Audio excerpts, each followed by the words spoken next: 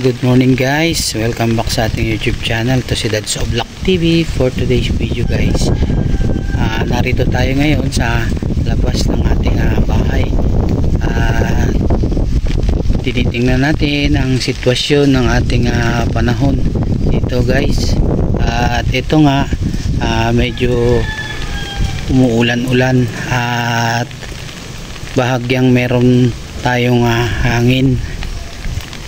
Ayan, at mapapansin niyo guys, walang mga tao na lumalabas at masarap pa ang kanilang tulog dahil sa lamig na ating nararanasan ngayon dahil sa bagyong ang si Christine.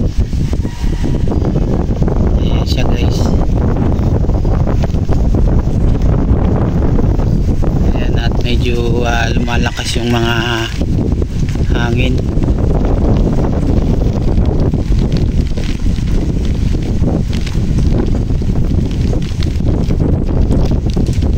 At sana ay tuluyan ng lumisan sa ating bansa ang bagyong si Christine.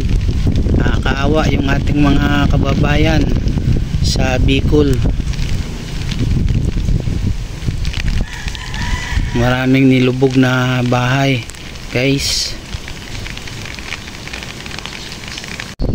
At magandang umaga rin po pala sa ating mga viewers, subscriber, sa ating mga OFW at migrante. Saan man po kayo ng sulok ng mundo, lagi po tayong mag-ingat.